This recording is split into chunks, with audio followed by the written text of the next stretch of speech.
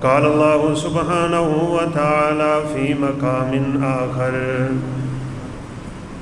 لقد جاءكم رسول من أنفسكم عزيز عليه ما عنتم حريص عليكم بالمؤمنين رؤوف رحيم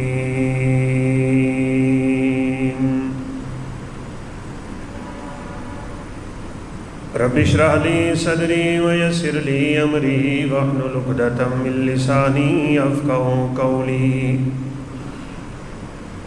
رب زدني علما سبحانك لا علم لنا إلا ما علمتنا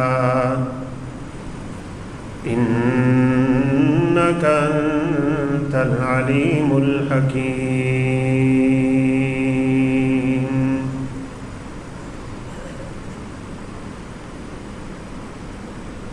اللہ اکرم الحاکمین نے ہمیں بہت سی نعمتوں سے نوازا ہوا ہے.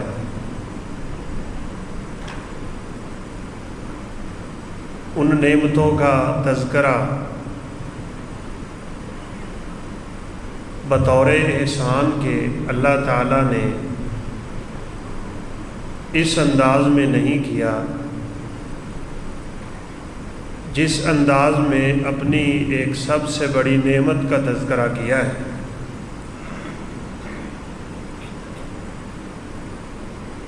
فرمایا کہ اللہ تعالیٰ نے مومنوں پہ بہت بڑا احسان کیا ہے کہ اس نے انہی میں سے اپنا رسول مبعوث کر دیا ہے.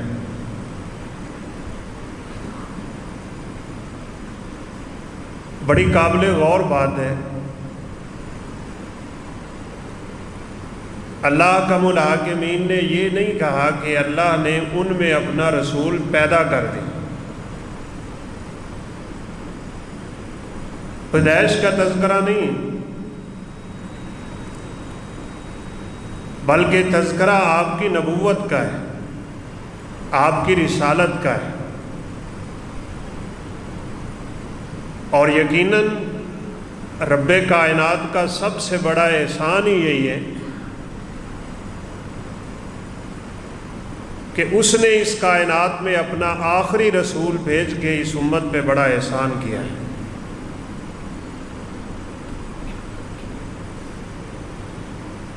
ولادت کا تعلق آپ کے پیدا ہونے سے اور رسالت و نبوت کا تعلق آپ کے 40 سال کی عمر پہ پہنچنے سے ہے.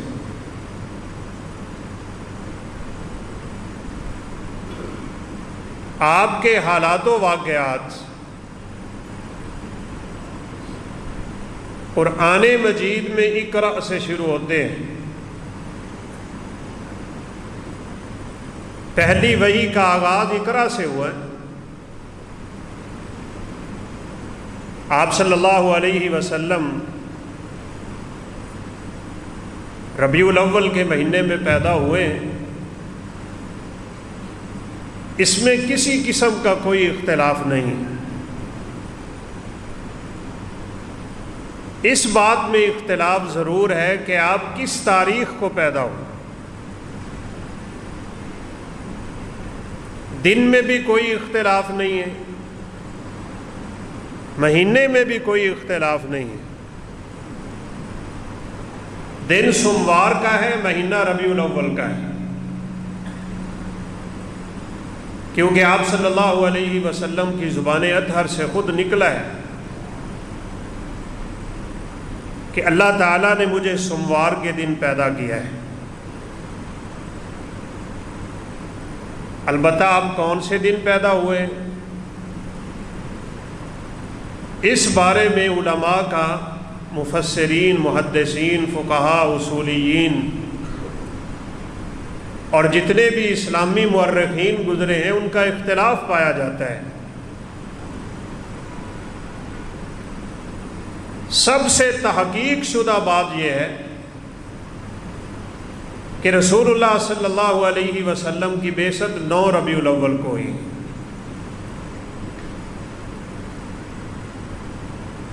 ایک بڑے ہی ماہر فلکیات، اس فن میں بڑے مشہور ہیں، محمود پاشا، تاریخ دان بھی ہیں، سائنس دان بھی ہیں، مورخ بھی ہیں، اور یہ صاف ظاہر ہے یہ نظام کائنات ایک ترتیب پہ ہے۔ چاند کا آنا جانا، اس کی تاریخیں طے ہیں، اس کی منزلیں طے ہیں۔ اتنا تجربہ رکھتے ہیں وہ تاریخ میں، جیسے ابن حزم رحمۃ اللہ علیہ نے بھی ایک عجیب بات ذکر کی کہ رسول اللہ صلی اللہ علیہ وسلم کی حیات طیبہ میں جب سورج کو گرہن لگا تھا، جس دن آپ کا بیٹا ابراہیم علیہ السلام فوت ہوئے تھے، انہوں نے باقاعدہ عیسوی لحاظ سے تاریخ نکال دی ہے، وقت تک بتا دیا ہے کہ آپ کے زمانے میں جو گرہن لگا تھا وہ کس دن اور کس وقت لگا تھا۔ تو انہوں نے بھی حسابات کے ذریعے اسی بات کو ثابت کیا ہے کہ رسول اللہ صلی اللہ علیہ وسلم کی ولادت باسعادت 9 ربیع الاول کو غنیت الطالبین میں پیر عبد القادر جیلانی رحمۃ اللہ علیہ نے 10 ربیع الاول لکھی، کسی نے 12 بھی لکھی، لیکن ایک بات پہ تقریباً اتفاق ہے، اور وہ اتفاق اس بات پہ ہے کہ رسول اللہ صلی اللہ علیہ وسلم کی وفات 12 ربیع الاول کو، حتیٰ کہ مسلک بریلویت جو احمد رضا بریلوی کی طرف منسوب ہیں، انہوں نے بھی اپنی کتاب میں رسول اللہ صلی اللہ علیہ وسلم کی وفات 12 ربیع الاول کو ہی لکھی۔ تو اصل اللہ کا احسان آپ پہ نبوت اور آپ کو رسالت دینے کا ہے، اور اس کو اگر سادہ لفظوں میں آپ سمجھنا چاہیں تو جشن اور مشن کے فرق سے آپ یہ بات سمجھ سکتے ہیں۔ آپ کی رسالت سے مشن رسالت کا آغاز ہوتا ہے۔ جس مقصد کے لیے رب نے آپ کو دنیا میں بھیجا تھا وہ مقصد مشن رسالت کہلاتا ہے۔ آج بڑے افسوس سے کہنا پڑتا ہے، لوگ جشن بڑے شوق سے مناتے ہیں، لیکن جب بات مشن مصطفیٰ کی آتی ہے تو خاموشیاں طاری ہو جاتی ہیں۔ یہ جشن منانا کوئی بڑی بات نہیں، اصل بات یہ ہے کہ انسان اپنی زندگی مشن رسالت پہ لے۔ رسول اللہ صلی اللہ علیہ وسلم کی زندگی کا مقصد کیا ہے؟ آپ کو اللہ نے رسول کیوں بنایا ہے؟ کس لیے آپ نبی بنے؟ تو اس آیت کریمہ میں اس بات کا تذکرہ رب العالمین نے کیا ہے، یتلو علیہم آیاتہ ویزکیہم ویعلمہم الکتاب والحکمہ۔ 3 بڑے کام رسول اللہ صلی اللہ علیہ وسلم کی نبوت کے ہیں۔ ایک تو لوگوں کو قرآن مجید کی آیتیں پڑھ پڑھ کے سنانا اور سکھانا، قرآن مجید کی تعلیم دینا نبوت کا کام ہے۔ وَيُزَكِّيهِمْ، لوگوں کو گناہوں کی دلدل سے نکال کے رب العالمین کی عبادت پہ لانا ہے۔ شرکیات، بدعات، خرافات اور زمانے کی برائیاں جو اس وقت لوگوں میں سرایت کر چکی ہیں، ان سے لوگوں کو نکال کے ایک رب العباد کی عبادت میں لے کے آنا ہے۔ لوگوں ان کو کتاب اللہ کی تعلیم دینی ہے، والحکمہ۔ اور امام شافعی رحمۃ اللہ علیہ اس آیت کریمہ کی تفسیر میں کہا کرتے تھے، حکمت سے مراد حدیث ہے، سنت رسول تو تزکیہ نفس کتاب اللہ کے ذریعے اور سنت رسول کے ذریعے ہوتا ہے بس۔ اگر کوئی شخص چاہتا ہے اس کی زندگی پاک ہو جائے، وہ نیک لوگوں کی صف میں شامل ہو جائے، تو کتاب اللہ کو سینے سے لگا لے، وہ سنت رسول کو مضبوطی سے تھام لے۔ یہ دو چیزیں ایسی ہیں جس کی زندگی میں اتر آتی ہیں، اس کی زندگی کامیاب ہو جاتی ہے۔ لیکن آج لوگ مشن کی طرف نہیں جا رہے۔ جو وقت گزرتا جا رہا ہے ویسے ویسے یہ جشن کے نام سے، عرسوں کے نام سے، میلوں کے نام سے اور نہ جانے کن کن ناموں پہ امت میں بدعات اور خرافات کا سلسلہ تیز ہوتا جا رہا ہے، اور یہ یقیناً قیامت کی نشانی ہے۔ ایسے علماء سو پیدا ہوں گے، خود بھی گمراہ ہوں گے، لوگوں کو بھی گمراہ کریں گے، دلائل عجیب طرح کے، انداز عجیب طرح کے، استدلال عجیب طرح کے، بات کہیں کی لگانی کہیں پہ۔ یہ انہی یہودیوں اور عیسائیوں کا کام تھا، وہ آج ان علماء کے ہاتھوں میں قرآن کی آیتوں سے ثابت کریں گے جی ہم جشن منانا جائز۔ اعوذ باللہ۔ رسول اللہ صلی اللہ علیہ وسلم نے زیادہ سے زیادہ یہ کہا تھا کہ میں سوموار والے دن اس لیے روزہ رکھتا ہوں کہ اللہ نے اس دن مجھے پیدا کیا ہے، چلے روزہ رکھ لو۔ اور ویسے بات سوچنے کی ہے، عاشورہ جو آتا ہے 10 محرم، جس دن ایک خاص فرقہ بڑی سبیلیں لگاتا ہے، تو ان سے یہ کہا جائے اللہ کے پیغمبر تو روزہ رکھتے تھے، آپ کے صحابہ کرام تو روزہ رکھا کرتے تھے، بلکہ سیدنا موسیٰ علیہ السلام کی شریعت سے یہ روزہ چلا آ رہا ہے، تم سبیلیں لگا لیتے ہو۔ یہ کیسا سنت کے ساتھ پیار ہے، یہ کیسی خوشی ہے کہ جس خوشی میں رسول اللہ صلی اللہ علیہ وسلم کی سنت پہ اس طرح چلایا جائے، آپ کی سنت کو برباد کیا جائے۔ آپ نے تو ابتدا میں آگے ان لوگوں کو کہا تھا جنہوں نے صبح صبح کوئی چیز کھا بھی لی تھی، آپ نے فرمایا بقیہ دن تم روزہ رکھو گے۔ تو آپ صلی اللہ علیہ وسلم نے 12 ربیع الاول کو روزہ تو نہیں رکھا، آپ تو سوموار کو روزہ رکھا کرتے تھے۔ اور اس کی ایک حکمت آپ صلی اللہ علیہ وسلم نے یہ بھی بتلائی، آپ نے فرمایا کہ اس دن اللہ کے سامنے انسان کے اعمال پیش کیے جاتے ہیں، اور یہی اصل وجہ ہے۔ 3 دن کے اعمال اللہ کے سامنے سوموار کو پیش ہوتے ہیں، پھر 3 دن کے جمعرات کو پیش ہوتے ہیں۔ اس لیے آپ صلی اللہ علیہ وسلم سوموار کا بھی روزہ رکھتے ہیں، آپ جمعرات کا بھی روزہ رکھتے تھے،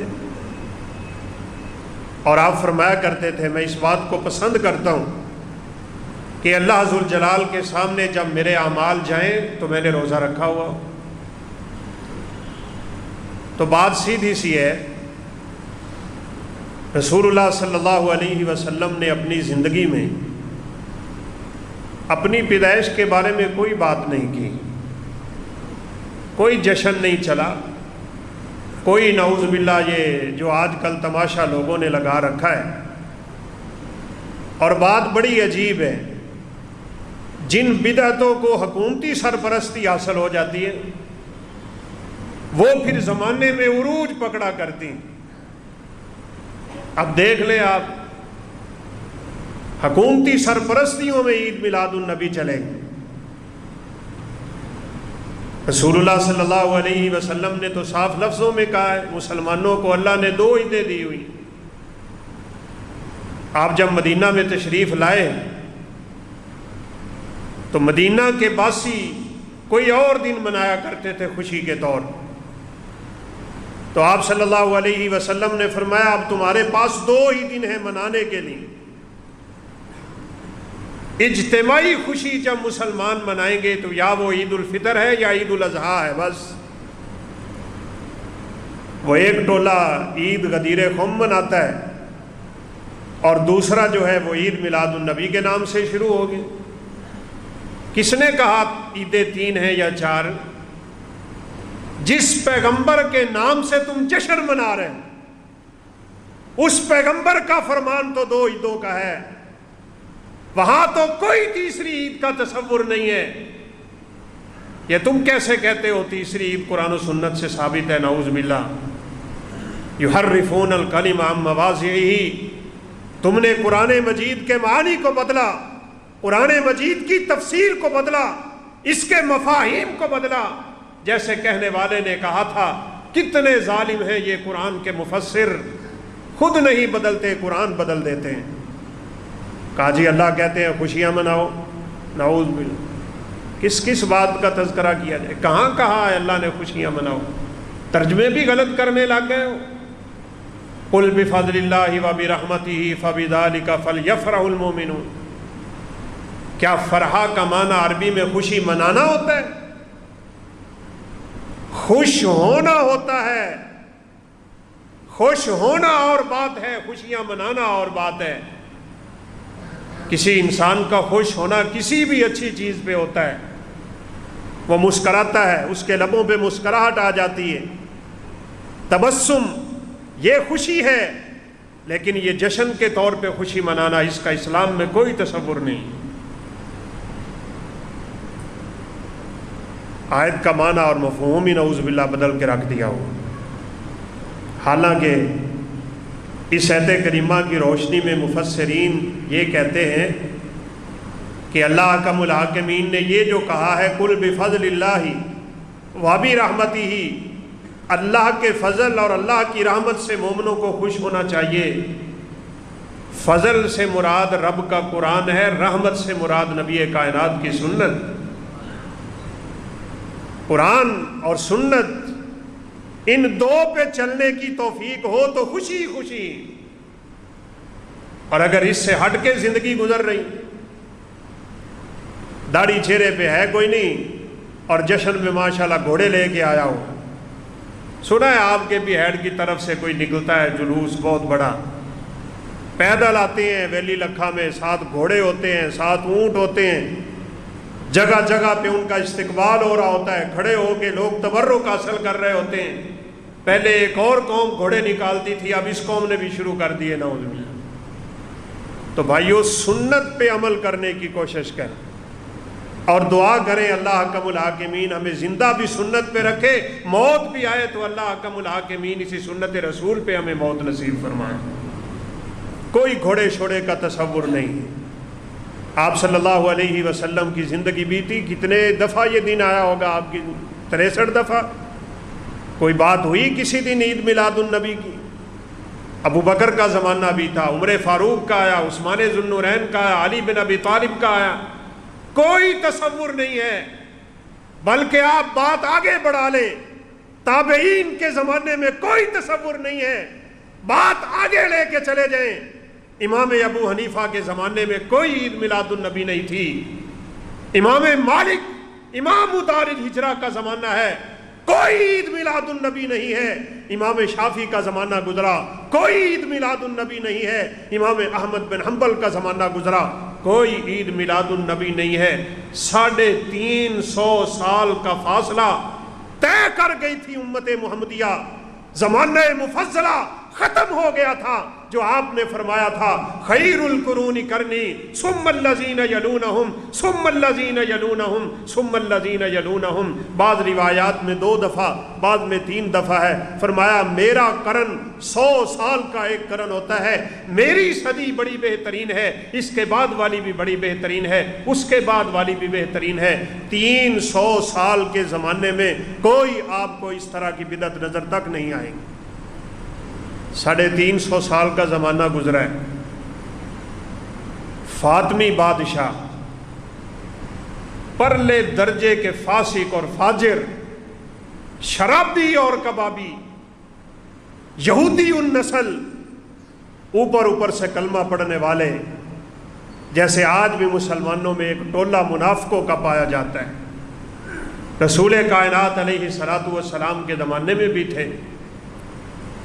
حقیقت یہ ہے کہ جب سے اسلام نے قوت پکڑی نا اور سابقہ دینوں کو منسوخ کر کے رکھ دیا، اسی وقت سے یہودیوں کے دماغوں میں اسلام کے خلاف عداوت بھری ہوئی، عیسائیوں کے دماغوں میں بھی بھری ہوئی۔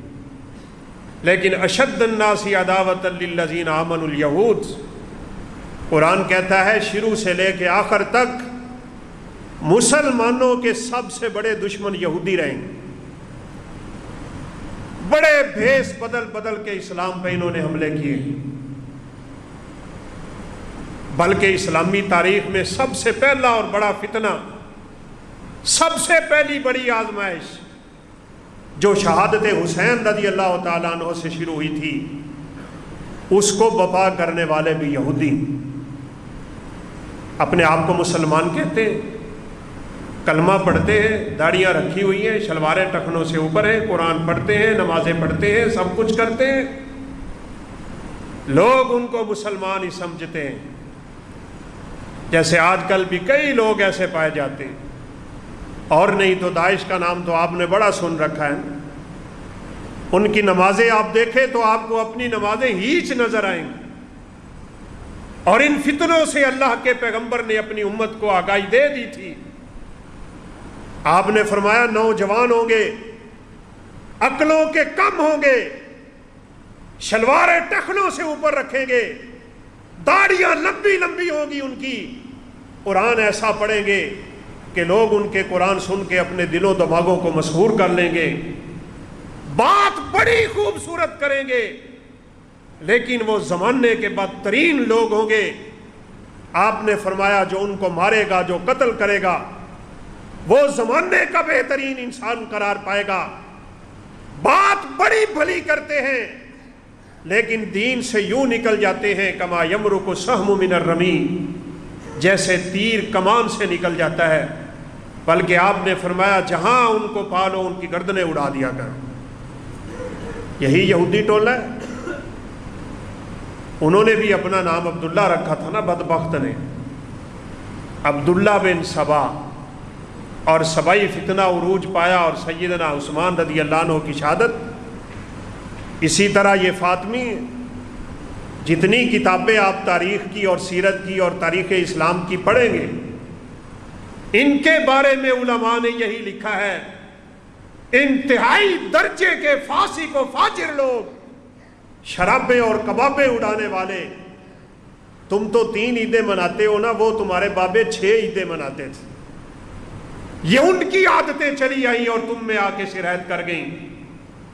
نبی کائنات علیہ الصلوۃ والسلام کی 3ری عید ہوا کرتی تھی۔ علی کی بھی عید ہے، فاطمہ کی بھی عید ہے، حسن کی بھی عید ہے، حسین کی بھی عید ہے، ان کی اپنی عیدیں ہوتی تھیں۔ بادشاہ کی بھی اپنی عید ہوا کرتی تھی، 300 400 بکرے، اور نہ جانے کتنے دور تک دسترخوان، اور نہ جانے کیسے کیسے انہوں نے امت میں اس عمل کو داخل کر دیا۔ آج دیکھا دیکھی دیکھ لیں آپ، امت مسلمہ بھی انہی کی ڈگر پہ چل نکلی، اور مولویوں نے ایسی دلیلیں گھڑ گھڑ کے امت کو گمراہ کیا۔ اور جی بخاری کی ایک روایت ہے، ابو لہب نے ایک لونڈی آزاد کی تھی، نبی صلی اللہ علیہ وسلم کی ولادت کا جشن منایا تھا۔ کسی نے خواب میں دیکھا وہ فوت ہو گیا تو پوچھا تیرا کیا حال ہے؟ اس نے کہا حال تو میرا ناقابل بیان ہی ہے، لیکن جو میں نے سرور کائنات کی ولادت پہ لونڈی آزاد کی تھی نا، اس کے بدلے مجھے اللہ جنت کا پانی پلا دیتے۔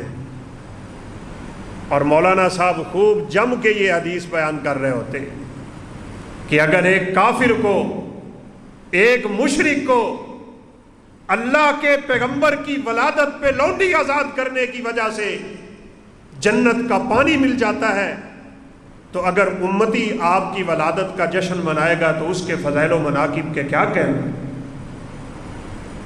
لیکن یہ ملا یہ پردے ڈالتا ہے شریعت پہ، اور یقین مانیں ان کو پتہ بھی ہوتا ہے، جب کھل کے بات کی جاتی ہے نا تو اندازہ ہوتا ہے کہ یہ رکھتے ہیں علم سارا.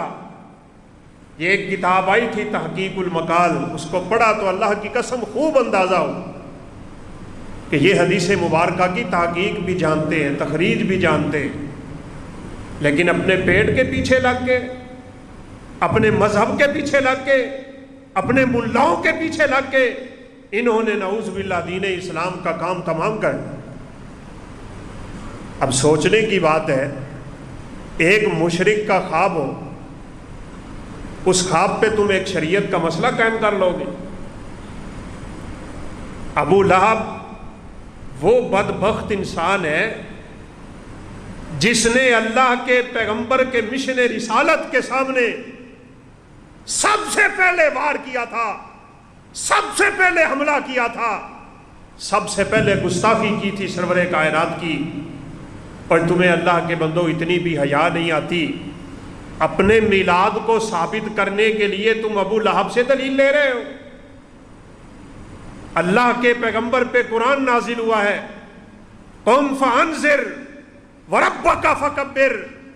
ڈر گئے ہو آپ، اٹھئے ذرا، چادر اتار پھینکیے، اپنی قوم سے شروع کیجئے، اپنے کنبے اور قبیلے سے شروع کیجئے، دین کی دعوت دیجئے، توحید کی دعوت دیجئے. آپ صلی اللہ علیہ وسلم پہ پہلی وحی نازل ہوئی تھی، اقرأ بسم ربک الذی خلق خلق الانسان من علق. آپ نے جبریل کو دیکھا، جبریل نے آپ کو سینے سے لگایا تھا. آپ صلی اللہ علیہ وسلم کی پریشانی کا عالم، دوڑ کے خدیجہ کے پاس آئے رضی اللہ تعالیٰ عنہ، زملونی زملونی، مجھے چادر دے دو، مجھے چادر دے دو، لگتا ہے میری موت کا وقت قریب آ رہا ہے، میرے ساتھ عجیب ہی معاملہ ہو گیا ہے. اللہ نے فرمایا تھا یا ایھا المزمل، او چادر اوڑھنے والے، یا ایھا المدثر، او چادر تان کے لیٹنے والے، قم فانذر وربک فکبر. اٹھ جاؤ، آؤ اپنے رب کی تسبیح بیان کیجئے، اپنی قوم سے شروع کریے، ان کو امت کو اس دین کی تبلیغ کیجئے. رسول اللہ صلی اللہ علیہ وسلم فاران کی چوٹی پہ جلوہ افروز ہوئے، جس کو آج کوہ صفا کہا جاتا ہے. آپ نے آواز لگا دی، لوگ اکٹھے ہوئے، آپ نے فرمایا لوگو اگر میں تم کو یہ کہہ دوں کہ اس پہاڑ کے پیچھے سے ایک لشکر تمہارے اوپر حملہ آور ہونے والا ہے، کیا تم میری بات مان لو گے؟ کہا ہاں، ہم نے تو آپ کو صادق و امین ہی پایا، 40 سال کا عرصہ گزارا ہے میرے پیغمبر نے. لقد لبثت فیکم عمرا من قبلہ، آپ کہا کرتے تھے میں تم میں ایک زندگی گزار چکا ہوں. 40 سال کا عرصہ کوئی کم نہیں ہوتا. کبھی تم نے مجھے جھوٹ بولتے سنا ہے، کبھی فراڈ کرتے سنا ہے، کبھی خیانت کرتے سنا ہے، کبھی دھوکہ دیکھا ہے، میں نے کبھی ایسا کام نہیں کیا. صادق و امین آپ ان میں مشہور تھے. انہوں نے کہا ہاں، اگر آپ کی زبان سے نکل آئے گا نا کہ اس لشکر کے پیچھے سے ایک، اس پہاڑ کے پیچھے سے ایک لشکر آ رہا ہے، ہم آپ کی بات مانیں گے. آپ بڑے سچے ہیں، آپ بڑے امانت دار ہیں، ہم نے بڑے تجربے کیے ہیں، آپ سے بڑھ کے اس کائنات میں کوئی صادق و امین ہم نے دیکھا ہی نہیں ہے. تو آپ صلی اللہ علیہ وسلم نے کیا کہا تھا؟ اگر پھر تم مجھے اتنا سچا مانتے ہو تو لا الہ الا اللہ پڑھ لو، تم کامیاب بھی ہو جاؤ گے. تملک العرب والعجم، عرب و عجم کی بادشاہیاں اللہ تمہارے قدموں میں ڈال دے گا. فلاح و کامیابی اگر اللہ نے رکھی ہے تو رب کے دین میں رکھی ہے. تم دین اسلام پہ آ جاؤ، اللہ تمہیں دنیا آخرت کی کامیابیاں عطا کرے. پھر کیا ہوا تھا ہم سب جانتے ہیں. اس ابو لہب کے حوالے دیتے ہو جشن میلاد کے لیے. کوئی خدا کے لیے شرم کرو، کچھ حیا کرو، اپنی پیٹ پرستی کا بندوبست نہ کرو، اپنی منمانیاں نہ کرو. اپنے آپ کی چدراہٹ کو ختم ہوتے دیکھتے ہو تو لوگوں کو روکتے ہو کہ بس جو ہم کہتے ہیں بغیر دلیل مانگے ہمارے پیچھے چل. تھوڑی سی آپ بات کر کے دیکھیں، مولانا آپ نے یہ بات کی ہے، یہ کہاں لکھی ہوئی ہے؟ بس آپ پہ فٹ فتوا آئے گا، اچھا تو وابی ہو، دلیل طلب کرتا ہے، تو گستاخ ہو گیا ہے. تو کس نے کہا نعوذ باللہ گستاخی ہوتی ہے؟ یہ تو قرآن کا حکم ہے. ان جاءکم فاسق بنبأ فتبینوا ہاتوا برہانکم ان کنتم صادقین. قرآن بار بار کہتا ہے دلیل لاؤ جو بات کر رہے ہو. بغیر دلیل کے بعد سرا نہیں ہوتا اس کا. لیکن روکتے ہیں لوگوں کو، نہ کہا کرو بس جو تمہارے مولوی صاحب نے کہہ دیا وہ ٹھیک ہے، جو ملا جی نے کہہ دیا وہ ٹھیک ہے، جو پیر صاحب نے کہہ دیا ٹھیک ہے، جو پیر پرستی چل رہی ہے بس اس پہ تم آنکھیں بند کر کے پیچھے چلو گے، پھر تو ٹھیک ہے تم سچے مرید ہو، اور اگر تم نے یہ سوال کر دیا نا کہ یہ کہاں لکھا ہوا ہے بس تم گستاخ ٹھہرے۔ تمہاری جرت کیسے ہوئی پیر صاحب سے دلیل طلب کرنے؟ ہمارے ایک دوست ہیں، انہوں نے صرف ایک پیر صاحب سے اتنی بات کر دی کہ آپ نے یہ جو بات کی ہے آپ اس کی دلیل دے دیں گے؟ اس بیچارے کی شادی ذرا بریلوی گھرانے میں ہوئی تھی، تو انہوں نے کہا یہ بندہ گستاخ ہے جی، بس اس سے اپنی بیٹی کا نکاح ختم کروا دو۔ اتنی بات پہ کس لائن پہ لگا رہے ہو تم امت محمدیہ کو؟ قرآن تو ہمیں بار بار یہ کہتا ہے، سنت تو ہمیں بار بار یہ کہتی ہے، بلکہ صحیح معنوں میں دیکھا جائے نا تو رب کی قسم ہے یہ انبیاء کا بھی شیوا تھا کہ وہ دلیلیں طلب کیا کرتے تھے۔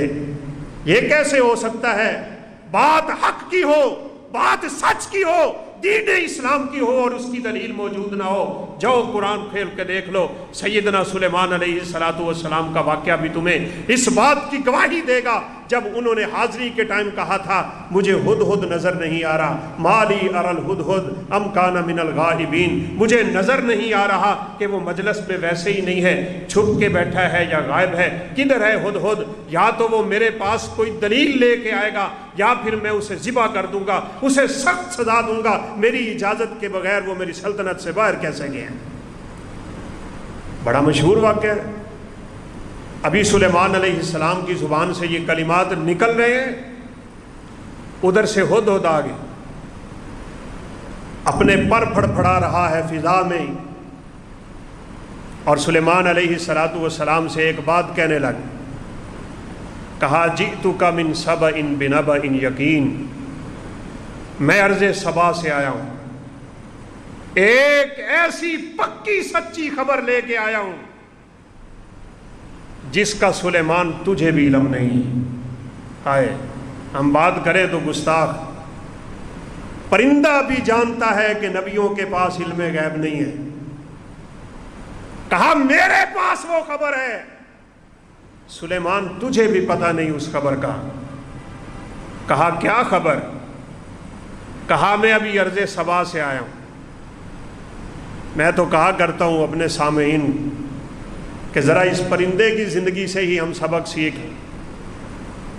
شام سے سبا کے علاقے تک اڑا ہے، 1500 کلومیٹر کا سفر ہے، 1500 کلومیٹر، یہ رب کی توحید کے لیے اڑ رہا ہے، رب کی توحید کے لیے نکلا ہے۔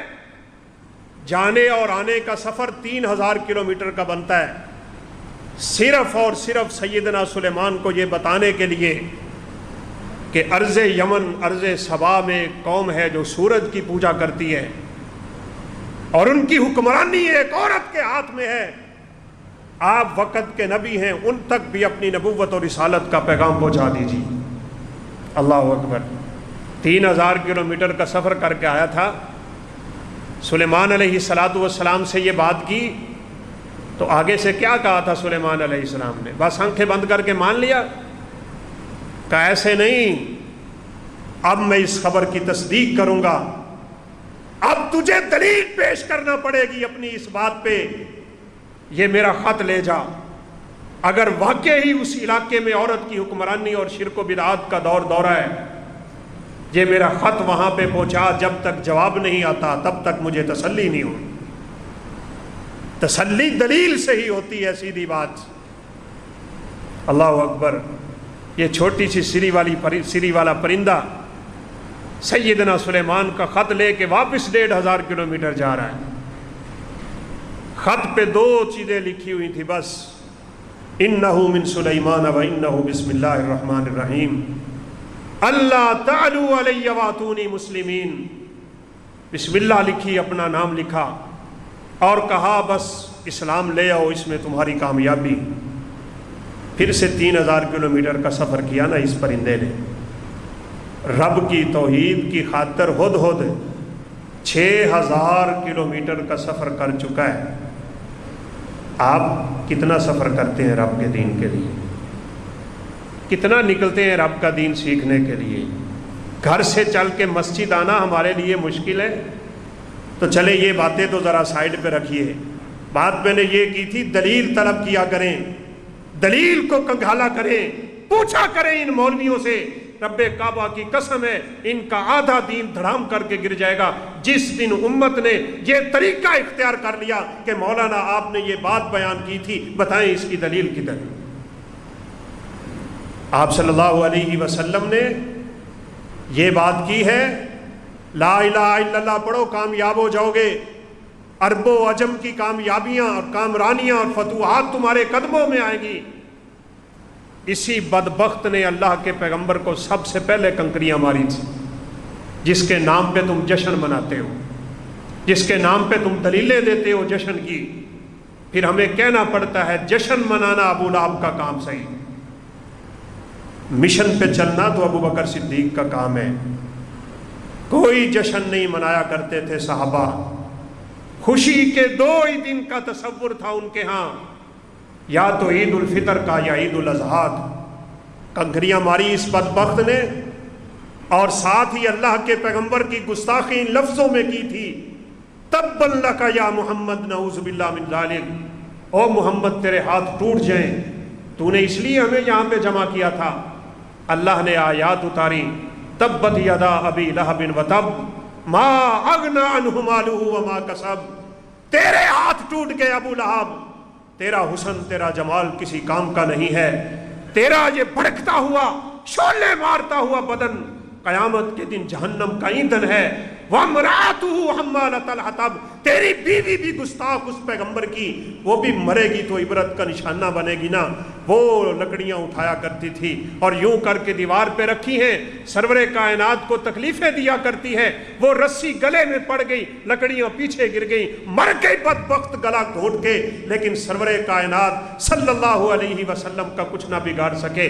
آپ صلی اللہ علیہ وسلم کو تکلیفیں دینے والے، پریشان کرنے والے، تم ان کے نام پہ حوالے دیتے ہو کہ انہوں نے لونڈی آزاد کی تھی اور جنت کا پانی پا لیا، نعوذ باللہ۔ ہم قرآن کی مانیں یا تیرے ملا کی مانیں، ہم قرآن کی مانیں کسی خواب کی مانیں، ہم قرآن کی مانیں کسی کافر کی بات مانیں، وہ خواب تو مومن کے بھی وہی نہیں ہو سکتے، خواب تو صرف اور صرف نبیوں کے سچے ہوتے ہیں اور ان پہ بھی وہی صادر نہیں ہوا کرتی، اللہ کا پیغام آیا کرتا ہے۔ تم نے خوابوں پہ اپنی شریعت قائم کر رکھی ہے کہ جی ابو لہب نے دیکھا تھا خواب، جس دن میں نے لونڈی آزاد کی، سرور کائنات کی ولادت پہ جشن منایا تھا، اس کے بدلے اللہ نے مجھے جنت کا پانی پلا دیا۔ قرآن مجید کیا کہتا ہے؟ وَنَادَى أَصْحَابُ النَّارِ أَصْحَابَ الْجَنَّةِ أَنْ أَفِيضُوا عَلَيْنَا مِنَ الْمَاءِ، پینے پلانے کی بات بڑی دور کی ہے، گلے جٹ چھڑے جسم لے کے یہ جہنمی جنتیوں سے صرف اتنی التجا کریں گے، ہمارے اوپر تھوڑا سا پانی ہی پھینک دو۔ جیسے بھڑکتی ہوئی آگ کے شعلوں پہ پانی پھینکا جاتا ہے نا، جہنمی صرف اتنا کہیں گے ہمارے اوپر تھوڑا سا پانی پھینک دو۔ اللہ کی طرف سے جواب ہے، ان اللہ حرمہما علی الکافرین، یہ جنت کی نعمت ہے اور جنت کی نعمت اللہ کافروں کو عطا نہیں کیا کرتی۔ قرآن انکار کرتا ہے صرف پانی کے ملنے کا، اور تم خوابوں پہ کہتے ہو کہ ابو لہب کو لونڈی آزاد کرنے سے جنت کا پانی پلا دیا گیا تھا۔ اور مزے کی بات ہے، ابن حجر عسقلانی رحمۃ اللہ علیہ نے یہ بھی لکھا ہے کہ یہ لونڈی آزاد ہوئی تھی رسول اللہ صلی اللہ علیہ وسلم کی ولادت کے 50 سال بعد۔ نہ ہم نے پڑھنی کتابیں، نہ ہم نے سلف صالحین کے منہج کو دیکھنا، نہ ہم نے ان کی تشریحات پہ غور کرنا، بس جدھر گئی کل خدائی لگے ہوئے ہیں، یہاں سے عرس نکلے گا وہاں تک جائے گا، کیا ملے گا تمہیں؟ فائدہ کیا ہوگا؟ یہ کس نے تمہیں خوشی منانے کا طریقہ سکھلایا ہے؟ فضول خرچیاں ہوتی ہیں تو یہاں پہ، ہلڑ بازیاں ہوتی ہیں تو یہاں پہ، ڈھول تماشا ہوتا ہے تو یہاں پہ۔ اب بات نعوذ باللہ اس حد تک نکل گئی ہے، کنجریاں ناچتی ہیں سرور کائنات کے میلاد کی خوشی میں، کیا اس کو جشن عید میلاد النبی کہا جاتا ہے؟ تمہیں اللہ کے پیغمبر کی وفات کا دن بھول گیا؟ انشاءاللہ آئندہ خطبے ہم اس موضوع پہ بھی بات کریں کہ یہ دن تو سرور کائنات علیہ الصلاۃ والسلام کی وفات کا دن، احمد رضا بریلوی نے خود لکھا ہے، ملفوظات اٹھا لیں، غالباً دوسری جلد ہے اور 22 نمبر صفحہ، خود لکھا ہے 12 ربیع الاول اللہ کے پیغمبر کی وفات کا دن ہے۔ اور یہاں بزرگ تشریف فرمائے، آج سے کچھ عرصہ آپ پہلے چلے گئے، 1933 میں سب سے پہلے لاہور پاکستان میں جشن عید میلاد النبی منایا گیا ہے۔ اخبار موجود ہے، ریکارڈ موجود ہے، موچی دروازے سے یہ نکلا تھا جلوس۔ نکلا کس لیے تھا؟ کہ جی عیسائی مناتے ہیں عید کرسمس کے نام پہ، ہندو بھی اپنے تہوار مناتے ہیں، وہ بھی بڑی خوشیاں کرتے ہیں، ہمیں بھی سرور کائنات کی ولادت پہ خوشی ہونی چاہیے، بس یہی تمہاری دلیل ہے؟ اللہ کے پیغمبر نے تو اپنی ولادت کے دن روزہ رکھ لیا۔ رکھتے ہو سوموار کا روزہ؟ رکھتے ہو جمعرات کا روزہ؟ چہرے پہ سنت نہیں، نماز پڑھنی نہیں، روزہ زکوٰۃ کی فکر نہیں، حج بیت اللہ کی سعادت کی توفیق نہیں ملتی، اور جس دن جشن ہوتا ہے اس دن چودھری صاحب سب سے آگے ہوتے ہیں، صرف اپنا نام کمانے کے لیے، صرف ریاکاری کے لیے، صرف دکھلاوے کے لیے۔ تو یہ جو لائٹیں ہوتی ہیں، اللہ اکبر، پچھلی دفعہ جو خبر آئی تھی، کیونکہ بات ہر دفعہ آگے سے آگے نکل رہی ہے، ایک گلی میں نہ جانے کروڑ روپے سے زیادہ کا چراغاں ہو چکا ہوا تھا، 1 کروڑ سے زیادہ کی لائٹ چل رہی ہیں۔ ہاں، مولویوں نے گمراہ کیا ہے نا کہ تم لائٹیں چلاؤ گے تو تمہاری قبروں میں نور ہوگا، تمہاری قبروں میں روشنیاں ہوگی۔ نہیں بھائی، قبر میں روشنی کس چیز کی ہے؟ قبر میں روشنی نماز کی ہے، قبر میں روشنی روزے کی ہے، قبر میں روشنی حج بیت اللہ کی ہے، قبر میں روشنی نیک اعمال کی ہے۔ اور شاید اس لیے بھی ہم لوگوں کو ذرا اوکھے لگتے ہیں، ہم رستہ ذرا مشکل بتاتے ہیں۔ وہاں تو دیکھ کے 2 چاولوں سے جنت مل جاتی ہے، وہاں تو ایک موم بتی جلانے سے قبر روشن ہو جاتی ہے۔ سرور کائنات علیہ السلام کے فرامین سے نہیں اس طرح ملتا کچھ بھی۔ سب سے پہلا سوال قبر میں نماز کا ہونے والا ہے۔ نماز سے کامیاب ہوگا تو اگلے اعمال کو دیکھے جائیں گے۔ جس دن نماز ہی نہیں پڑھنی اس کی قبر کیسے روشن ہو سکتی؟ ہاں، جشن ہو رہا ہوگا اور سلسلہ ماشاءاللہ چل رہا ہوگا، مسجدیں ویران پڑی ہوں، مسجدیں خالی پڑی ہوں۔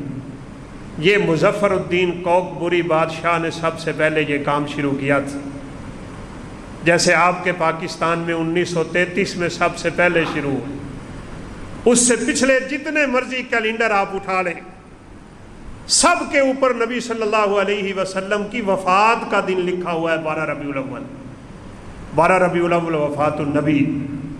اور پھر دیکھے اب عشرہ رحمت منایا جا رہا ہے حکومتی طور۔ اللہ اکبر! اگر تمہیں رسول اللہ صلی اللہ علیہ وسلم سے سچی عقیدت ہے نا، سچی محبت ہے، اس کے لیے کوئی جگہ خاص نہیں ہے، اس کے لیے کوئی دن خاص نہیں ہے، اس کے لیے کوئی مہینہ خاص نہیں ہے، اس کے لیے کوئی طریقہ خاص نہیں ہے۔ سرور کائنات سے محبت کا نام یہ ہے کہ میرے اور آپ کے اندر اس رسول کی اطاعت اور فرما برداری کا جذبہ ہونا چاہیے۔ وہ تو ہے کوئی نہیں۔ دعا کریں اللہ کا ملاکمین ہمیں اپنے پیغمبر سے سچی محبت نصیب فرمائے۔ رسول اللہ صلی اللہ علیہ وسلم کی محبت کا تقاضا یہ ہے ہم آپ کا کہنا مانیں، آپ صلی اللہ علیہ وسلم کے بتلائے ہوئے دین پہ چلنے کی کوشش کریں، ہماری زندگی آپ کے فرامین کے مطابق ہو جائے۔ اور کئی دفعہ یہ بات ذکر ہوئی ہے، صحابہ کرام نے جو رفعتیں پائی ہیں، عزتیں پائی ہیں، بلندیاں پائی ہیں، اللہ سے مقام حاصل کیا ہے، مقام و مرتبہ کے مالک بنے ہیں، تو خدائے ذوالجلال کی قسم ہے صرف ایک ہی وجہ ہے، اور وہ وجہ یہ ہے جہاں سے اللہ کے پیغمبر نے روکا وہ فوراً رک گئے، اور جہاں اللہ کے پیغمبر نے حکم دیا وہاں فوراً کھڑے ہو گئے۔ یہ اطاعت اور فرما برداری کا جذبہ انہیں دنیا آخرت کی وہ کامیابیاں عطا کر گیا ہے۔ میں نے پہلے بھی کئی دفعہ کہا تھا جنت میں آخر میں ایک نعمت ملے گی، اللہ جنتیوں کو کہیں گے میں تم پہ راضی ہو چکا، آج کے بعد میری ناراضگی کا تمہارے اندر کوئی خیال نہیں آنا چاہیے۔ وہاں اللہ اپنی رضا عطا کرے گا جنتیوں کو۔ لیکن صحابہ کرام وہ ہستیاں ہیں، وہ ابھی دنیا میں پھرتے تھے، اللہ نے اعلان کر دیا رضی اللہ عنہم ورضوا عنہ، یہ سارے مجھ پہ راضی ہیں، میں اپنے پیغمبر کے تمام صحابہ پہ راضی ہو چکا ہوں۔ اسے کہتے ہیں محبت۔ آپ صلی اللہ علیہ وسلم خطبہ ارشاد فرما رہے تھے، ابتدائی بات، مسجد نبوی کی دیواریں ابھی چھوٹی، کچھ لوگ آ کے کھڑے ہو گئے، اور یہ جمعہ خطبہ کے وقار کے منافی ہے، باتیں کرنا، کسی چیز سے مشغول ہو جانا، آ کے کسی سے مصافحہ کرنا، سلام لینا، یہ ساری چیزیں خطبے کے اجر کو ضائع کر دیتی ہیں۔ خاموشی سے آ کے بیٹھ کے خطبہ سننا چاہیے۔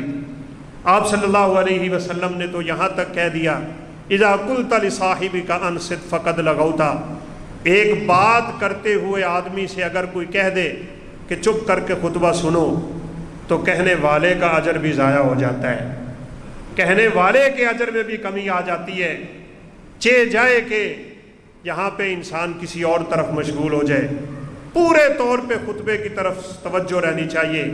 تو آپ صلی اللہ علیہ وسلم نے فرمایا انصت، خاموش رہو۔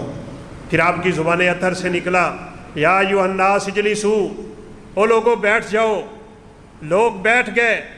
عبداللہ بن مسعود رضی اللہ تعالیٰ عنہ سرور کائنات کے بڑے برگزیدہ صحابی ہیں، ابھی جوتیوں پہ پہنچے تھے، آپ کی زبان سے یہ نکلا ہوا کلمہ ان کے کان میں پہنچا ہے، اے لوگوں بیٹھ جاؤ۔ لوگ دیکھ کے حیران ہو گئے کہ ابن مسعود جوتیوں کے اوپر ہی بیٹھ گئے۔ یہ ہے اطاعت، یہ ہے محبت، اور یہ تمہاری غلیظ زبان میں یہ ہے عشق، جس کا استعمال نہ قرآن میں ہوا، نہ سنت میں ہوا، نہ سلف صالحین کی زبانوں پہ ہوا۔ یہ مشرب صوفی جس نے غرق کر دیا امت کے اعمال اور عقائد کو۔ ہمیں جی عشق ہے پیغمبر سے، نعوذ باللہ من ذالک، محبت کا غلیظ ترین درجہ، وہ تم نے سرور کائنات کے لیے الفاظ بھی انتخاب کر لیے۔ بہرحال حقیقی محبت دیکھنی ہے تو صحابہ کرام کی زندگیاں پڑھیے۔ ایک دفعہ لوگوں نے دیکھا ہے سیدنا علی بن ابی طالب رضی اللہ تعالیٰ عنہ جنگل، صحرا، گھوڑے پہ سوار ہیں، آسمان کی طرف چہرہ کر کے مسکرائی جا رہے ہیں۔ ساتھیوں نے بڑا تعجب کیا کہ کیا ہو گیا علی رضی اللہ تعالیٰ عنہ۔ پوچھنے والے نے پوچھا کہ امیر المومنین آپ یہ کیا کر رہے ہیں؟ آپ کس لیے مسکرا رہے تھے؟ کس کو دیکھ کے مسکرا رہے تھے؟ کہا اللہ کے پیغمبر کے ساتھ ایک مرتبہ میں یہاں سے گزرا تھا تو سرور کائنات نے اسی جگہ پہ اوپر منہ کر کے اپنے لبوں پہ مسکراہٹ کا اظہار کیا تھا، علی جب بھی یہاں سے گزرتا ہے اس سنت کو پورا کر کے گزرتا ہے۔ آپ صلی اللہ علیہ وسلم کی وہ سنتیں جن کو فقہا کے قول کے مطابق سنت زائدہ کہا جاتا ہے، ایک تو ہے نا سنت مؤکدہ، ایک ہے سنت غیر مؤکدہ، اور ایک سنت ہے سنت زائدہ۔ مؤکدہ اس سنت کو کہتے ہیں جو کام رسول اللہ صلی اللہ علیہ وسلم نے پوری زندگی کیا اور اس کے کرنے کی ہمیں ترغیب بھی دی، فضیلتیں بھی بیان کی، وہ کرنا ہمارے لیے سنت مؤکدہ ہوتا ہے۔ اور جو آپ نے کبھی کبھار کیا، کبھی چھوڑ دیا، اس کو سنت غیر مؤکدہ کہتے ہیں۔ لیکن ایک سنت زائدہ بھی ہے۔ وہ سنت زائدہ کیا ہے؟ جو آپ صلی اللہ علیہ وسلم کے بشری تقاضے کے تحت آپ کے وارد ہونے والے اعمال ہیں۔ میرے نبی لباس کیسا پہنتے تھے، میرے پیغمبر کو کھانا کون سا پسند تھا، میرے پیغمبر کا بیٹھنا کیسا ہے، آپ کا اٹھنا کیسا ہے، آپ کا چلنا کیسا ہے، آپ کا رہنا کیسا ہے، آپ کا سونا کیسا ہے، یہ سنتیں اللہ کی قسم صحابہ ان پہ اتنی پابندی کرتے تھے، آپ دیکھ کے حیران ہو جائیں گے کہ سرور کائنات علیہ الصلوۃ والسلام کے صحابی سیدنا عبداللہ بن عمر رضی اللہ تعالیٰ عنہ صحابہ میں سے بڑے حریث سنت مشہور ہیں۔ یہ جب مکہ جایا کرتے تھے نا، ایک وادی ہے جس کا نام ہے وادی ذی طویٰ، مکہ سے تھوڑی دیر پہلے آ جاتی ہے، ہمیشہ زندگی بھر ان کا یہ وتیرہ رہا، رات یہاں پہ گزارتے، صبح صبح مکہ میں داخل ہوتے۔ ساتھی کہا کرتے تھے بڑی خواہش ہم قریب پہنچ گئے تو جلدی سے پہنچے نا، جا کے طواف شروع کریں۔ تو عبداللہ بن عمر رضی اللہ تعالیٰ عنہ کہا کرتے تھے اللہ کے پیغمبر جب مکہ آئے تھے آپ نے وادی ذی طویٰ میں رات گزاری تھی، میں جب بھی مکہ آؤں گا اپنے پیغمبر کی سنت کو تازہ کر کے جاؤں۔ یہ ہے جذبہ، یہ ہے سنت، اور یہی عبداللہ بن عمر، یہی عبداللہ بن مسعود رضی اللہ تعالیٰ عنہما مسجد نبوی میں عورتیں آگے نماز پڑھتی تھی، اور زمانہ قدیم میں ہر مسجد میں عورتیں آیا کرتی تھی۔ اس وقت عورتوں کے لیے الگ جائے نماز کا اہتمام بھی نہیں، عورتیں پیچھے کھڑی ہوتی، مرد آگے کھڑے ہوتے۔ آپ صلی اللہ علیہ وسلم نے صحابہ سے مشورہ کرا کہ عورتوں کی تعداد بہت زیادہ ہو گئی ہے، ہم یوں نہ کر لیں کہ ایک دروازہ عورتوں کے لیے خاص کر دیتے ہیں۔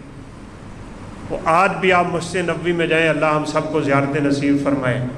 اب الحمدللہ وہاں کی پابندیاں اٹھ گئی، مسجد نبوی سے دوستوں نے ویڈیوز بھیجی کہ وہ رونقیں پھر سے بحال ہیں اللہ کے فضل و کرم سے۔ باب النساء کے نام سے دروازہ ہے، سلام پڑھ کے جہاں سے نکلتے ہیں اس سے پچھلا دروازہ باب النساء کے نام سے، عورتوں والا دروازہ۔ اس دروازے سے عورتیں داخل ہوا کرتی تھی۔ پھر ایک زمانہ آیا، عمر فاروق نے مسجد نبوی کی توسیع کروا دی، عثمان ذو النورین نے مسجد کی توسیع کروا دی، یہ دروازہ مردوں کی طرف آ گیا، عورتوں کے دروازے اور پیچھے چلے گئے۔ لیکن زندگی بھر عبداللہ بن عمر اس دروازے سے پھر دوبارہ داخل نہ ہوئے۔ کہا میرے نبی نے اس کو عورتوں والا دروازہ کہا تھا، میں عورت نہیں، مجھے رب نے مرد بنایا ہے، میں جب تک زندہ ہوں کبھی اس دروازے سے داخل نہیں ہوں۔ اس کو کہتے ہیں سنت کی اتباع۔ سر جھکا کے گزرتے ہیں ایک جگہ سے، ہے بھی کچھ نہیں۔ تو ایک دن ساتھیوں نے پوچھ ہی لیا ابن عمر یہ آپ کرتے کیا ہیں؟ جب بھی یہاں سے گزرتے ہیں سر جھکا کے گزرتے ہیں۔ کہا سرور کائنات کے زمانے میں یہاں ایک درخت تھا، اس کی ٹہنی جھکی ہوئی تھی، میرے پیغمبر یہاں سے سر جھکا کے گزرے تھے، ابن عمر پوری زندگی یہاں سے گزرے گا تو سر جھکا کے گزرے گا۔ بلکہ ایک جگہ تو بیٹھ کے نا قضائے حاجت کرنے کی کوشش کرتے تھے، پیشاب کرنے کی کوشش کرتے تھے، اور روایت کے الفاظ ہیں ان کو ضرورت نہیں بھی ہوتی تھی تو بیٹھ جاتے تھے، کہتے تھے میرے پیغمبر یہاں سے گزرے تھے تو ان کو حاجت لاحق تھی، ابن عمر جب بھی گزرے گا اپنے پیغمبر کی یاد تازہ کر کے گزرے۔ جو سنت زائدہ کے اتنے پابند ہوں گے وہ پھر سنت مؤکدہ اور غیر مؤکدہ کے کتنے پابند ہوں گے۔ اللہ کے پیغمبر ہفتے میں ایک دن پیدل مسجد قباء جایا کرتے تھے، جس مسجد کے بارے میں آپ نے فرمایا گھر سے وضو کر کے وہاں آ کے 2 رکعتیں پڑھنے والے کو اللہ عمرے کا ثواب نصیب فرماتا ہے۔ سیدنا عبداللہ بن عمر پوری زندگی ہفتے والے دن پیدل مسجد قباء میں آیا کرتے تھے اور اللہ کے پیغمبر کی سنت کو تازہ کیا کرتے تھے۔ ہزاروں مثالیں ہیں، وقت مجھے اجازت نہیں دیتا۔ رسول اللہ صلی اللہ علیہ وسلم نے ایک انگوٹھی بنوائی تھی سونے کی، صحابہ نے بھی سونے کی انگوٹھیاں بنوا لی، بس دیکھتے کام کر لیتے۔ اللہ نے پھر سونا مردوں پہ حرام کر دیا۔ آپ صلی اللہ علیہ وسلم نے روکا اور سب صحابہ کے سامنے آپ نے اپنی انگوٹھی نکال کے یوں کر کے پھینک دی۔ تاریخ گواہ ہے سارے کے سارے صحابہ نے اپنی انگوٹھیاں اٹھا کے اپنی انگوٹھیاں اتار کے اسی طرح پھینک دی. لوگ کہتے رہے اٹھا لو جا کے اپنی بیوی کو دے دینا, اپنی بہن کو دے دینا, اس کے کام آ جائے گی. کہا نہیں, سرور کائنات نے جو انگوٹھی پھینکی تھی میں اس کا صحابی ہوں, میرے اندر جرت نہیں کہ میں انگوٹھی اٹھا کے اپنی بہن کو دے دوں. انگوٹھیاں اتار. ایک دفعہ سرور کائنات سفر کی حالت میں جوتے میں نماز پڑھ رہے, جوتے میں نماز پڑھ. مسئلے ہیں, بہرحال اشکال ہوگا بعض لوگوں. صحابہ بھی جوتے میں نماز پڑھ رہے ہیں. آپ صلی اللہ علیہ وسلم نے دوران نماز جوتا اتارا ہے. جب آپ نے سلام پھیرا تو کیا دیکھا, سارے کے سارے صحابہ نے جوتے اتارے. کہا تم نے کس لیے جوتا اتارا ہے؟ میں نے تو اس لیے اتارا تھا کہ مجھے جبریل امین نے دوران نماز آ کے کہا تھا آپ جوتا اتار دیں. میں نے تو جبریل کے کہنے پہ اتارا ہے, تم نے اپنے جوتے کیوں اتار دیے؟ کہا سرور کائنات جب آپ پہ نظر پڑی جوتا اتار دیا, ہماری جرت نہیں ہے قدموں میں ہم جوتا رکھ لیں. کاش اللہ ہمیں بھی یہ سعادتیں دے کہ ہم بھی آپ صلی اللہ علیہ وسلم کی سنت پہ یوں عمل کرنے والے بن جائیں. حریص سنت ہوں. اللہ اکرم الحاکمین بدعت و خرافات سے ہمیں محفوظ فرمائے. آپ صلی اللہ علیہ وسلم کی حقیقی محبت نصیب فرمائے. آپ صلی اللہ علیہ وسلم کے دست شفقت سے ہمیں حوض کوثر کا پانی دے, اور جنت الفردوس میں اللہ ہم سب کو نبیوں, صدیقوں, شہیدوں, صلحاء, اولیاء کے ساتھ جمع فرما دے. وآخر دعوانا الحمد للہ رب العالمین.